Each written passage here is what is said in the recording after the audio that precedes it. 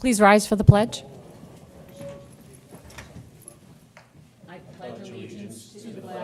United States of America, and to the republic for which it stands, one nation, under God, indivisible, with liberty and justice for all.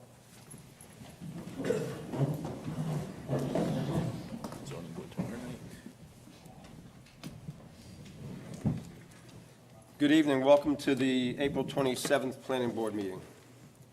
First on the agenda is Weston Bluff, open for a public hearing. Mike, I don't believe you had any comments. They submitted a plan to show answers to some of the questions that came up. Thank you. Rich? Yeah, I have to just confirm with the applicant. I had no comments to what they submitted, but we had general comments that didn't seem to be addressed last time, some detailed comments, like utility easements being reviewed and regrading, and then subdivision plans are refined, missing elements mandated by 131-14 need to be there. I don't know if those were addressed. Did I miss something, or were we at the point where we were ready to give this a go, or is this preliminary? No, this is ready to go. Okay. I guess we're good, but my most recent memo was, I just went back to the most recent memo from January, and those are my comments from then, so nothing was really addressed. I'd like to hear. Try the button. I think it is. How's that? It's better. Great. I think I got it. Yeah. I thought we addressed those comments in our January 6th submission, but if we haven't, obviously, we will definitely address anything that's missing. But I thought when we had our hearing at the end of January, everything was addressed. I remember just before the meeting, you had asked for some additional information on the estimate, and we got that to you before the January meeting. So I apologize, Mr. Chairman, if that's the case, then I will just go back, then all my comments have been addressed. We need to confirm the estimates, the performance bond estimates and engineering estimates, and we can go from there. I believe your last comment was, I think the infiltrators were left off. You had sent an email that asked us to revise the estimate, which we did. I think we got it back to you before the hearing in January. Okay. Yeah.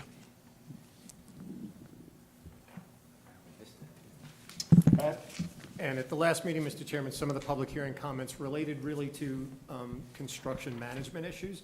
So the drawing that John has is submitted in response to that, which relates to the location of construction entrances and that sort of thing. So that's the response to those comments. That would be, John has made it convenient by placing it on a plan. Normally, those would be conditions in the approval resolutions. We may duplicate it, but it's easier in this case because there's now actually a plan documenting all of that. I actually thought John did a nice job in that submission for tonight's meeting, preparation for tonight's meeting, because you talked about the 2 parking spaces, how you're going to manage the construction. I think a lot of our comments last time were about logistics and about traffic management, and we were concerned with cars on the road and construction. So I think you focused on that for this submission. I don't know if the board has any comments. Thank you for that. You're welcome. I will need a motion to close the public hearing. Oh, we should call out first. Just Is there anyone from the public that wish to be heard on this? Please.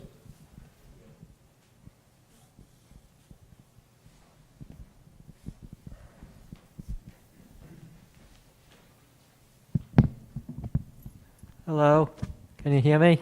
Yes. Great.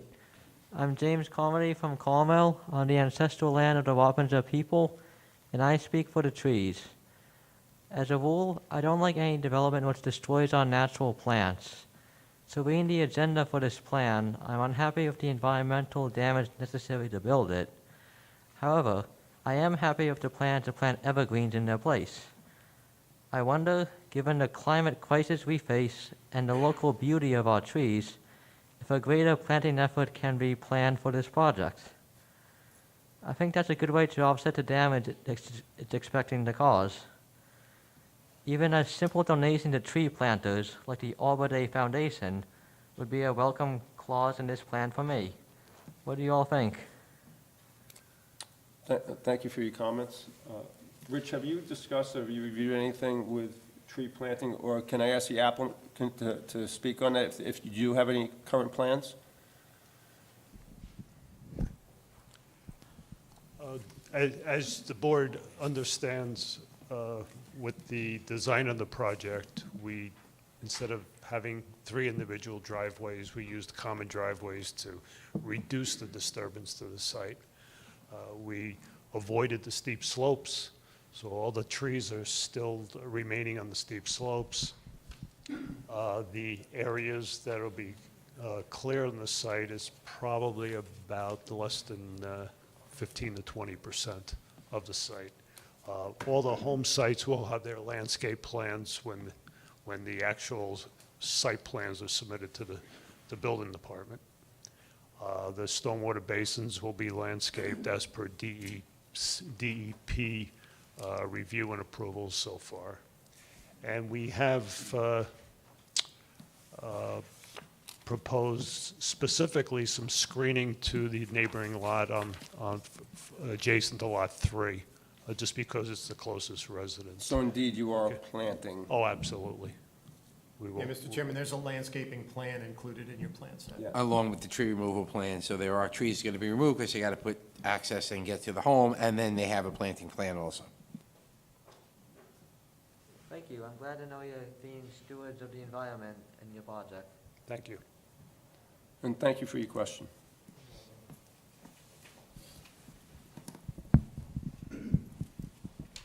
Any other comments? Mr. Chairman, being there's no other comments, I'd like to make a motion to close the public hearing. I'll second. All in favor? Aye. And Pat, you'll prepare a preliminary subdivision for me? Yes, sir. Thank you. Thank you. Thank you. Thank you.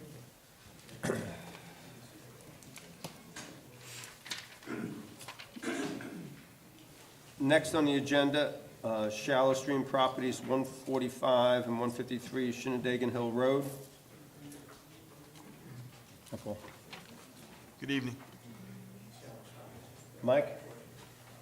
Yeah, this is on for resolution. All my comments have been addressed. And I don't believe Rich had any, and Pat? You have a resolution, there's a minor typographical error that John took out. Pick a new member on the board, and he's the guy that's paying attention to everything, so we'll make that correction. Any comments from the board? If not, we need a motion to adopt the lot line adjustment. Subject to the correction, I'll offer the final subdivision approval resolution of the Planning Board of the Town of Carmel, number 22-08, April 27th, 2022, for tax map number 87.8-1-4, 5, and 6, Shallow Stream Properties subdivision lot line adjustment. I'll second. Seconded by Tim. All in favor? Aye. Thank you very much.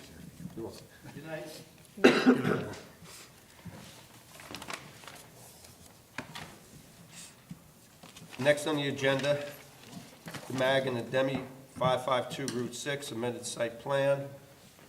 Mike, I believe you had some comments? Yes, I do. The applicant proposes to convert the delicatessen restaurant bar into a restaurant market. The applicant should define market for their purposes. There are 39 seats proposed in the restaurant area. I met with the owner yesterday. He came in to apply for a building permit, which was a little premature, and he said 45. So we just need to clarify what he's... Yeah, but he said he's going to have some outdoor dining as well, and that was another discussion we had. So let's make sure we clear that up. The owner also mentioned that he's going to put a walk-in box on the back left side, so it would be on the Clark side of the back of the building. If that's going to be outside the building, you have to show that, and it will need a variance, it looks like. I guess it was for his charcuterie, dry, cold room or something like that. Where the storage buildings that were shown on the back of the building on the previous submission, if they're still there, they should be labeled, they should be on the map and labeled to be removed. They are going to be removed. Same question, are both bathrooms accessible? Provide details, no floor plans were submitted with this submission. Provide details of the signage, I just didn't get the measurements. And the trash enclosure is shown now. Provide the easements that they have the okay to access from the adjoining neighbor's property. The trash enclosure is not accessible from this property, it's from the neighbors. Just make sure they have an agreement in place that they can continue to access through that property. I believe there was an easement from the previous site plan, several years ago. Mike, thank you. Rich? Thank you, Mr. Chairman.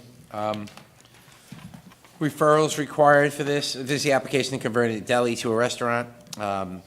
Referrals required to County Health Department and Mayapack Fire Department. Applicant noted that. Applicant noted that they would need a Putnam County Department of Health Water Sewer Restaurant. Applicant has noted the need for getting a permit from the Department of Health.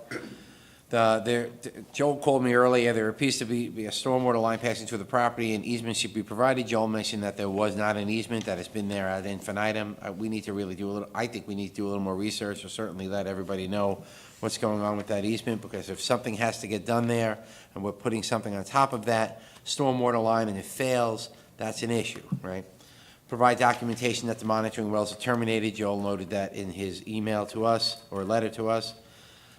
Signs, pavement markings should be provided at the ingress and egress of the site. There's like there should be a stop bar or signs, no left turn, no right turn, if that's something that the board would want to consider. They have an opportunity to look at that now. Applicant must provide a separate stormwater and wastewater use report. The water lines to the building were recently relocated in the back of the building, so they were shown going pretty much the full length of the back of the building. They were just done in January or February to go about 20 feet in and go back into the building. Sewer lines were not provided on the drawing, and they must install a subsurface grease trap. Now that it's a restaurant, they need to have that in there. So that's what I got. Thank you, Rich. And Pat? So Mike and Rich touched on really the technical issues that have been cleaned up on the site. It's in good shape now. There's really two issues just to bear in mind. The first related to the question about the market next door. So Mike touched on it. It's affiliated with the restaurant, so they will be selling goods produced in the restaurant on the same name, same branding. So it's a good solution to the question we had at the last meeting. The issue that Mike mentioned is 39 seats. So the space inside the restaurant, the outdoor seating area can clearly accommodate more than that. You are approving 39 seats. So if they choose to have outdoor seating, that means it's coming from inside, and they're putting those tables outside. No more than 39 seats. That will be a condition of approval, Joel, and they must live by that restriction or limitation. Actually, Joe suggested that notice on the site plan. Yep. So- And I'll put that on the CO as well, And excuse it'll me, be in Pat. the resolution, so we will have belts and suspenders, but nevertheless, the owner needs to hear that loud and clear from us, Joel. Absolutely. But that's it, they've cleaned up everything else on the plan. Joel, you mentioned that the Putnam County approved more seats. You said that to me earlier today. So what's the difference there? An email from, the health department's been out to the site and has approved all the equipment that's in the kitchen right now. Excuse me. We just had, they had a hand washing sink and they're gonna put a dishwasher in. But aside from that, all the other equipment has been approved by the health department. Apparently, from a previous tenant of the building, I think it was the Brooklyn Cafe maybe, the health department approved the building site for 50 seats. Now, obviously because of the parking, I wasn't involved in that particular 50-seat thing, but anyway, as we're reviewing it now, we're talking about just 39 seats because you have your number of spaces times 3, and that gives you your seating. Now, the health department said apparently they do it based on the total square foot of the building. It has nothing to do with the parking. Obviously, it's the parking that creates the number of seats. But anyway, the point I'm trying to bring out is that we're only having 39 seats. The health department, as far as they're concerned, has 50 seats. However, once the board approves this plan for 39 seats, they will revise their approval down to 39. So it'll be, so your approval and their approval will be in the same, will actually match. Will there be outdoor dining? Excuse me, I didn't mean to interrupt you. Go ahead. Will there be outdoor dining? Yes. It's something the board should be aware of. You said no last time, that's why I'm asking. Oh, I didn't, I never said that.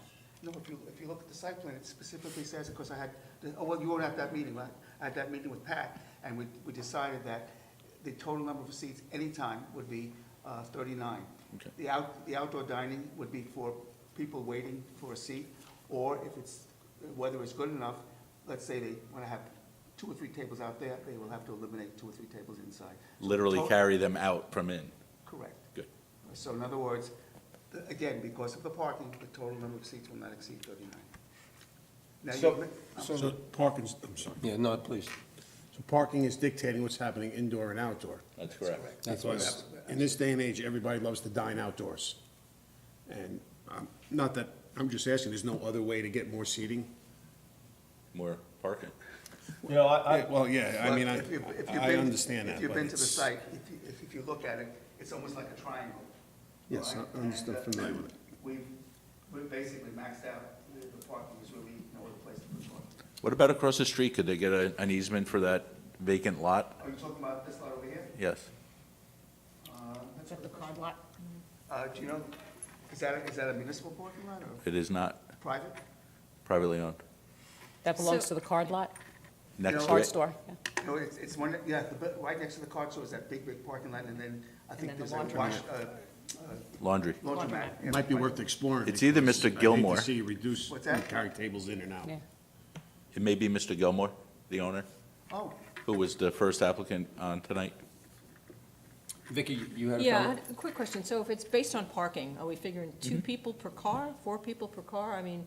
and- 3. I mean, 3. And 3 are we- seats Okay, per for parking every space. car, Okay. you can have 3 seats. okay, understood. But if, to the point we made before, if there's either municipal parking or parking somewhere else and people are walking there, Then the zoning board could grant a variance to allow them more seats. okay, but we'd have to know where the extra parking would be before they would Oh, do yeah. that. And there has to be an agreement in perpetuity or common ownership. Okay, so they Right, couldn't if park it's on the something street, that's not just, just park on the street and go there? It it's actually not something says like- off-street parking in the code. it could Gotcha. be like, a 1-year agreement, it would have to be something that would be Yeah, basically. understood. Okay, thanks. restaurant, Just trying to get you to that no, 50-seat no. limit. No, I don't know where the health department got Yeah. that, but I guess they based it on the, Square footage? well, square footage is what they based it on, yes. Thank you. So I don't think you're doing yourselves any favor here by limiting it to 30. I've been there several times, when it was Brooklyn Cafe. Yes. Yep. I think there were wrought iron tables outside. I don't see you carrying tables. I don't see anyone carrying tables in and out for 3 seasons a year, or if it's raining, I'll bring them in. I personally think there'll be outdoor patio furniture there. That's there to stay. And there'd be indoor furniture there, because it just makes sense. And I do think a lot of people, the only times I've ever been there is when I walked into town and been there. So I think you'll get a lot of walking traffic. To Anthony's point and Vicky and Kim's, I think you ought to spend some time on the occupancy, parking. You know, if you go down the road to Savor, they somehow seem to have legitimate parking across the street into, I think there's a doctor's office there, right across the street from where Savor is. That was by what we just said. They got a So, perpetual maybe- agreement. Maybe the cards, I think you would have spent, I think it's only gonna help you to spend more time on this, because it's just not practical to be, you know, 3 seasons of the year, we can be sitting outside there. Agree. And to be moving tables in and out. Well, I mean, I think you're right. It's raining out, let's move all the tables in. No, You no, know. obviously, those tables are probably not good for outdoor, but they would have tables. But as Pat said, right now, as it stands now, we can't have more than 39. But my suggestion might possibly work out. You know, even if it's a half a dozen cars, that's 18 more people. So there's a code issue and there's the reality of a situation like this. So this isn't a pedestrian-oriented downtown. We want people to walk back and forth and to visit all of the stores, all of the businesses in this area. Candidly, if there's a couple of extra people in the patio on a Sunday afternoon, it's not a big idea. We wouldn't call Mike. Right. The code is what the code says. 39 is the number.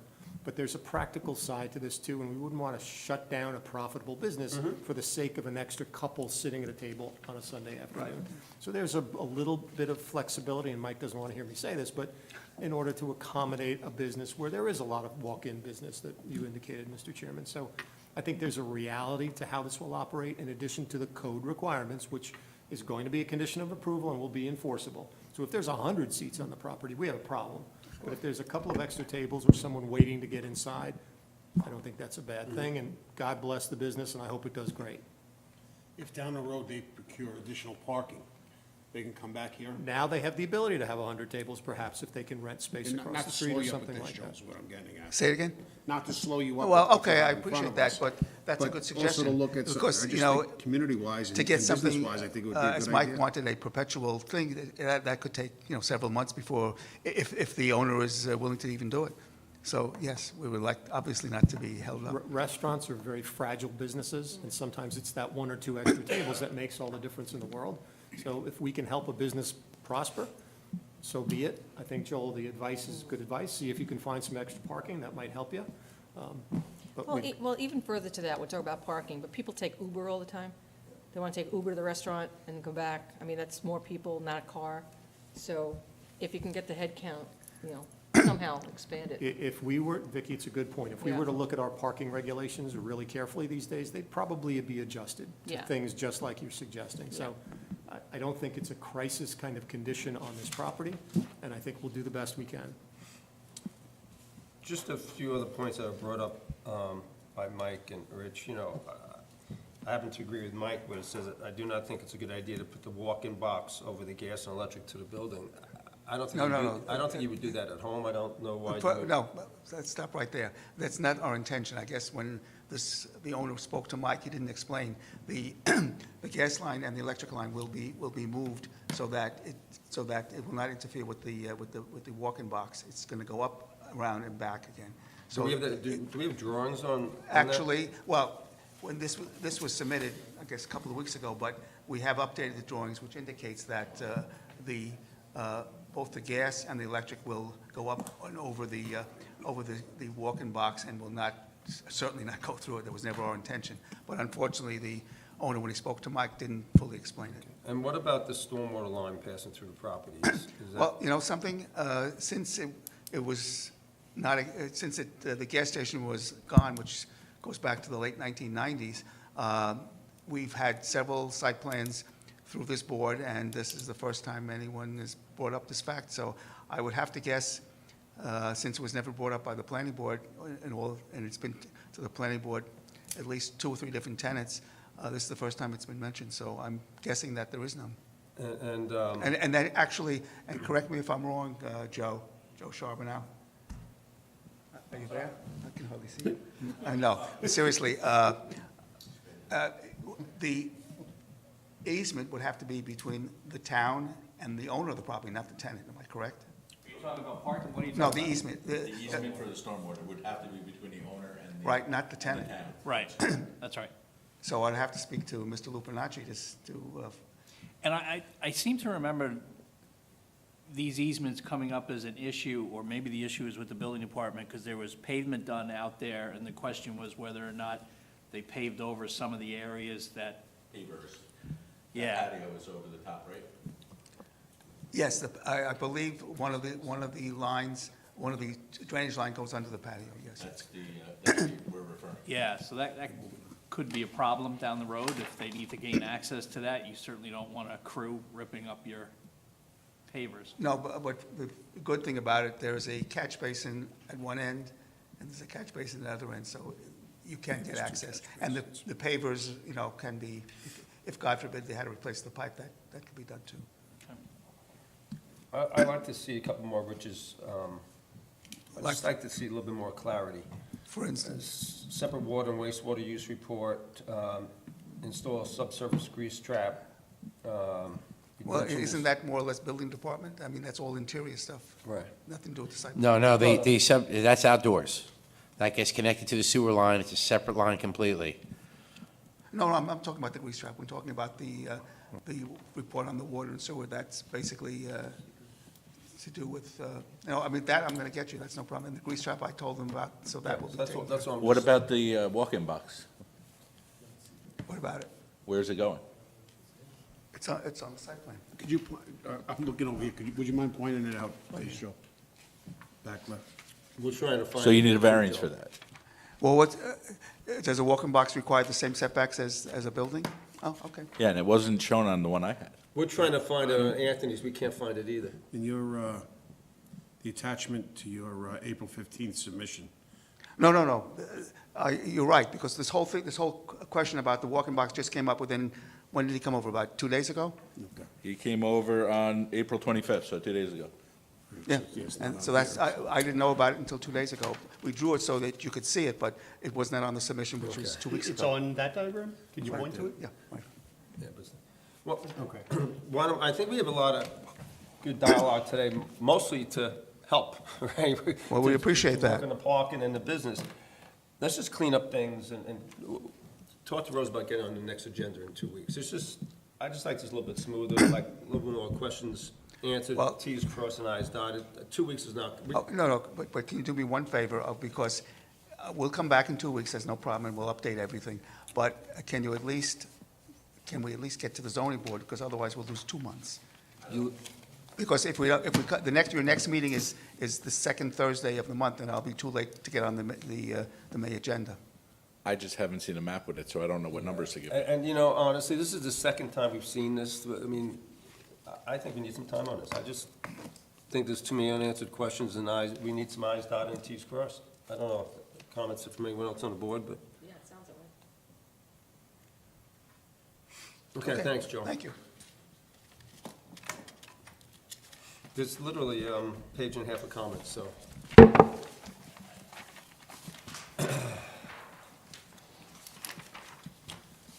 All right, next on the agenda, Mohaven LLC, 737 South Lake Boulevard, special site plan. Mike? The applicant received conditional site plan approval to add a boathouse, extend dock, and a pergola along with parking area on the existing vacant lot on South Lake Boulevard in Mayapack. The state DOT will not approve the curb cut for the driveway. They now propose 0 parking spaces. In my opinion, this can and will cause an unsafe situation on Route 6N. This is by the intersection of Route 6N and Baldwin Place Road. A variance was granted to allow 1 parking space, however 0, without being able to restrict it to an adjacent residence is not a good idea in my opinion. If they had a house across the street and they had no parking, I wouldn't necessarily object as much if we could tie them together.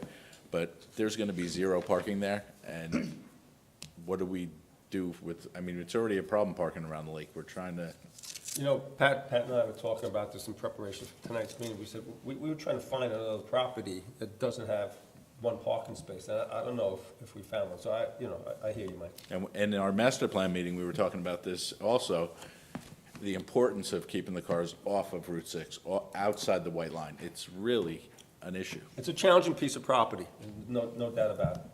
So one question, if there's no parking on the property, where would Well, parking I'm occur? going to try to answer that. He's trying to work with one of the adjacent properties on either side are fairly large, and to see, again, like with the previous application, to get some kind of perpetual agreement to park 1 car.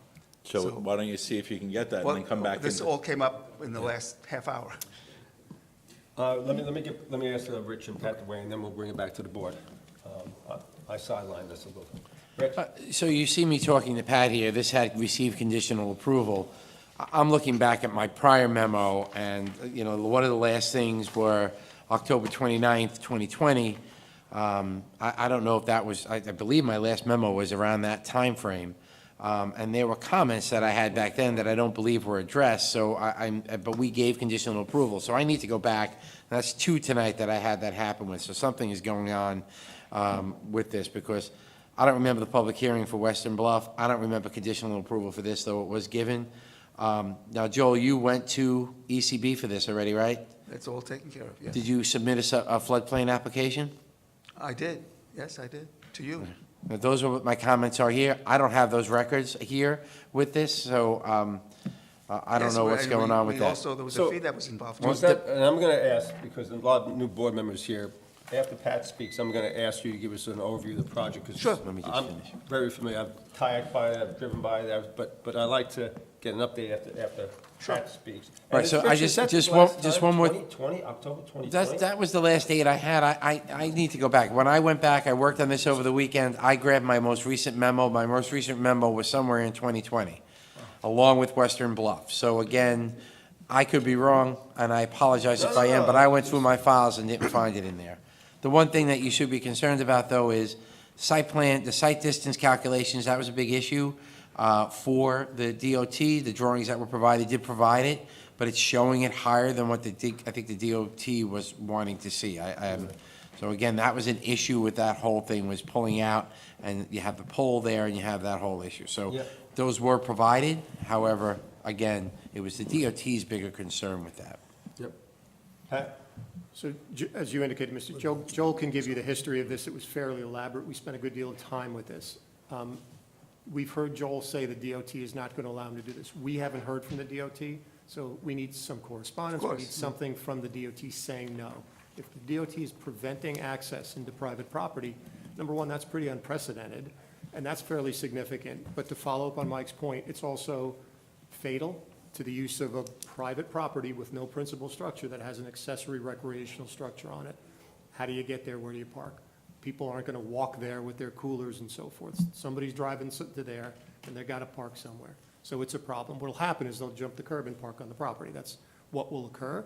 Now we have a condition that's an illegal curb cut after DOT has said, don't do that. This is a problem. So number one, let's hear from the DOT to see what exactly they told you. And maybe there's some flexibility there. Maybe you could modify it to meet their requirements.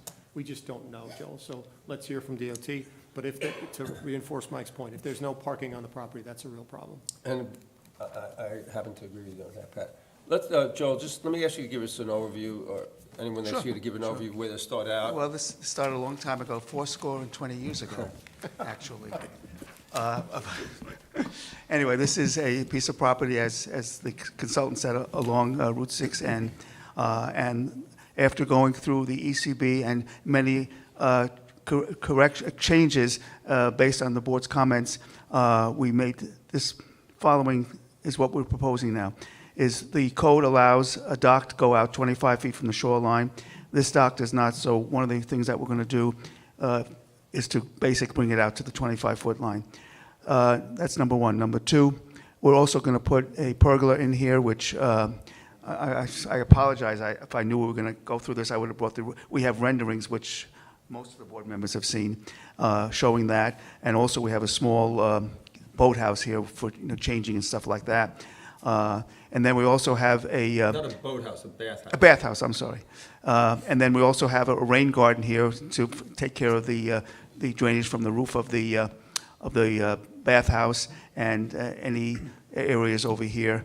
This area is pretty gravelly area, so this rain garden will take care of that also. That's, I believe, has been reviewed and approved by the town engineer, Rich.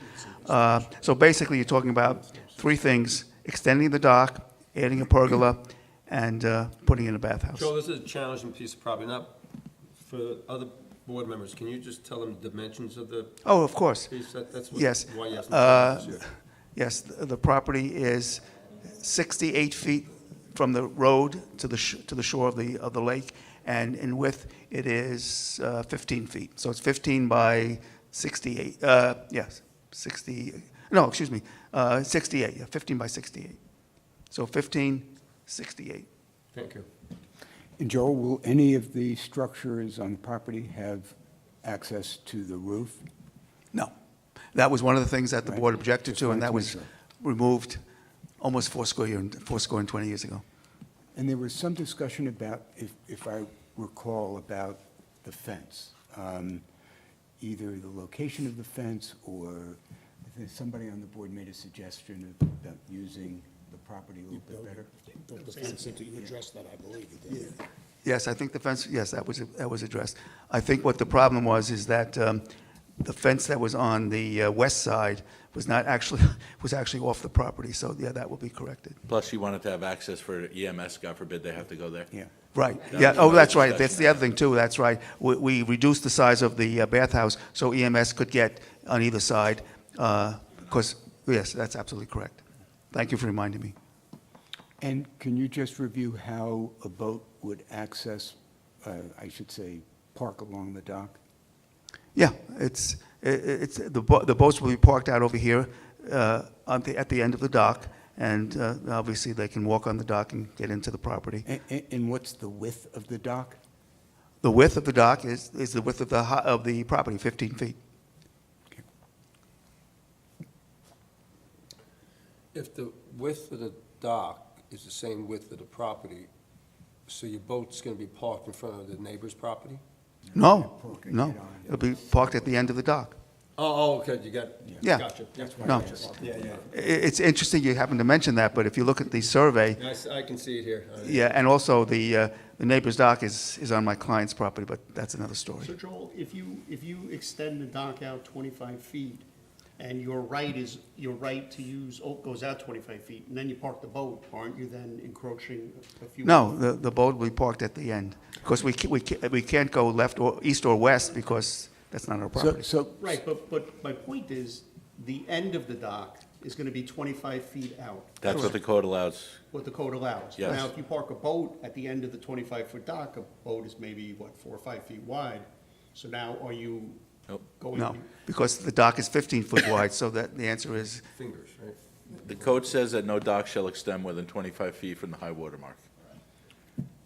It doesn't say you can't park beyond it. It doesn't Oh, say you okay, can't. so it's It not- just says that the dock, yes. Okay.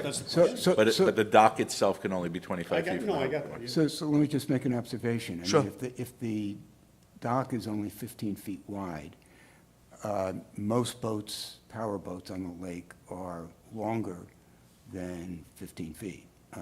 Most of them are at least 18 feet, if not 20 or 22 feet. So I've still got a question in my mind about how you're going to work, because is your boat going to be sticking out into the access area for the neighboring properties, or is it going to be confined to the 15 feet? Well, the answer is yes. It will not, it will be confined to the 15 feet, because obviously the neighbors, there's a neighbor on the east and the west side, and they have docks too. So they'll stay within their confines of their property, and we'll stay within ours. it's, Think of this one, ready? being a boat owner myself, it's not an easy thing on the lake to park head-on into a structure and secure the boat. Oh, I understand what you're saying. Yeah, this is Mr. Kennedy, he's the owner of the property. If I may, sir, I have a pontoon, and it's very easy to come off the front, so that's the expectation I there. got it, okay. I hope that resolves That it. answers it. That's good. But it's a good concern. Any other questions, Craig? Well, I think, again, we want to help you with this parking. Well, I think. The previous DOT person, George Bentley, He's retired. He's retired, right? So I'm not sure you've met and reached out to the new person. You might be more successful in getting some documentation. We tried that already. We And I tried- think Pat's right, we were trying to think of, and Mike and I were at a meeting last night, and Pat and I spoke the other day, and, the DOT, it's not normal that the DOT doesn't provide access to a property. So get something from them, maybe they'll say, yes, you can park one car here. If they said no, then we need that letter then. No, So no, you- we'll get you the, So you have documentation from them saying, yeah, no, everything now is verbal, but Okay. obviously you want something in writing. Yeah. I agree. I But think, right? I what mean- was the basis of Well, the denial? What is it about the To property? be honest that with they- you, I mean, first of all, we had a surveyor go out to show us exactly where the sight lines are. I was in my car, and I'm not up high in my car, and I was able to see the traffic light at Baldwin Place Road, and I was able to look down to the point where 6N makes that almost a very sharp curve. So as far as I'm concerned, you can get out of that site with enough sight distance. And if you look along 6N, right along that section, you'll see there are stone walls, stone piers all over, and these other people, apparently, I don't know how, but maybe they just haven't come before the board, so they don't have to get the approval of the DOT, but some of those, they have piers this high. And if you look, there's some being built right now. And for some reason, nothing is happening with them, so. Is there any alteration to, Well, one of the that thing you that we could did do was, that would- there was a big question, there was a telephone pole right which really did block your sight distance. So that has been removed and replaced by a pole a little further back, so it no longer actually has any problem with sight distance. Again, the state is, I mean, they're being very technical. They're saying that, you know, technically, I was able to get up and stop at the white line and look both ways. And they said, well, what happens if you go beyond that? I said, well, you know, what we can do, I mean, you go on many of these roads, you see a little speed bump. So if you're pulling out and your tire hits the speed bump, you know, you can't go any further. We offered that. We offered to put a mirror, and many people have a mirror across the street, so you can see left and right. Nope, they wouldn't accept that. So they're just being totally uncooperative. We did try everything. And to answer your question, Craig, we figured maybe a new gentleman may look at this thing differently.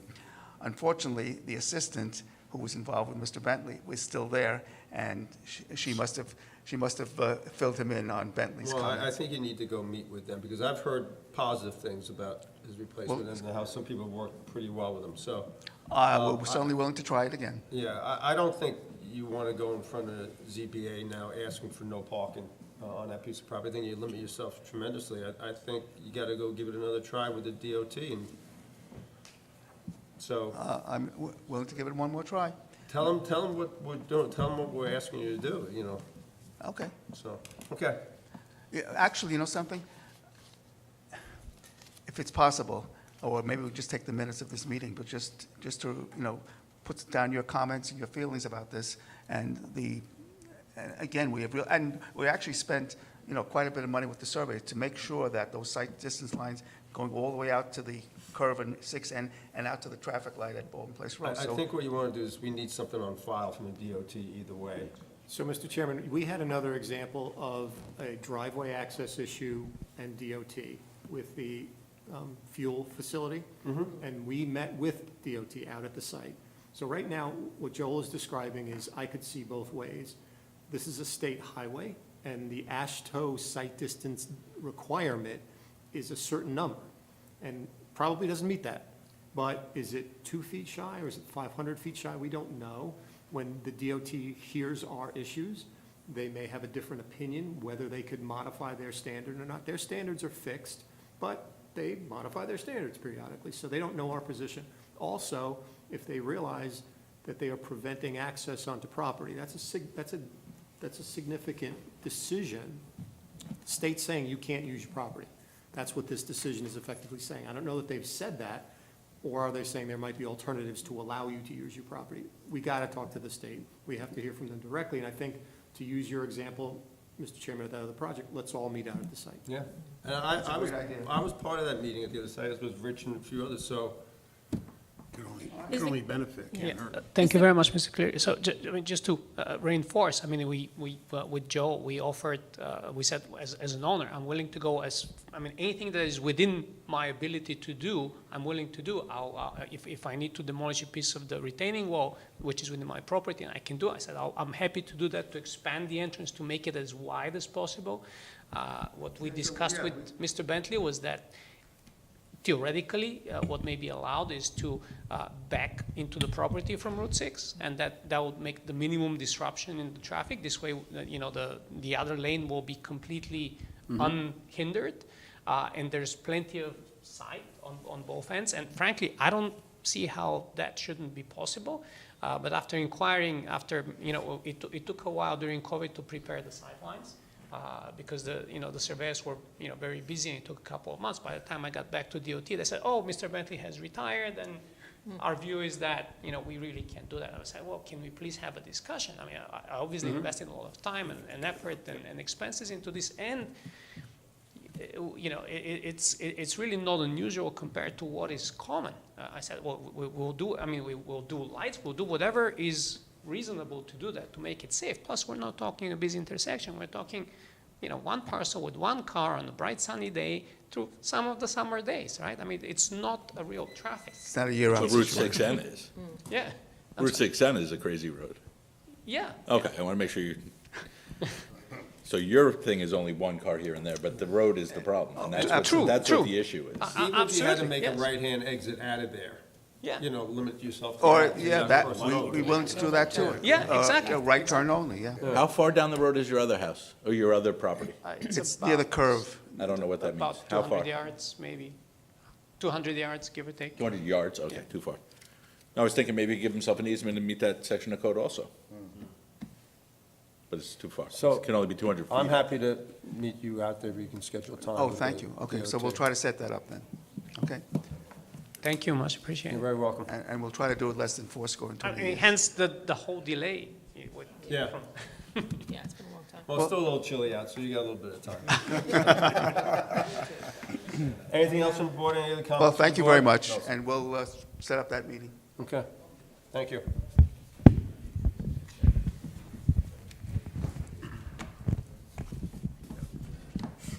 Rose distributed minutes of March 10th and March 23rd. Do we have a motion to approve? Mr. Chairman, I made some very minor comments on them, and I would make a motion to approve them, subject to those comments. I'll second. All in favor? Aye. Mr. Chairman, I'll make a motion to go into executive session to discuss pending litigation, and I'll note upon returning, the board will not take any further action. Okay. So, we need a second.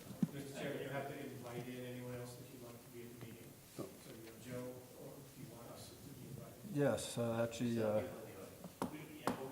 Well, first of all, we need a second and a vote I- on the motion. I second the motion for the executive session. all in favor? Aye. And for these purposes, Mr. Chairman, I would cut loose Mike and keep everybody else.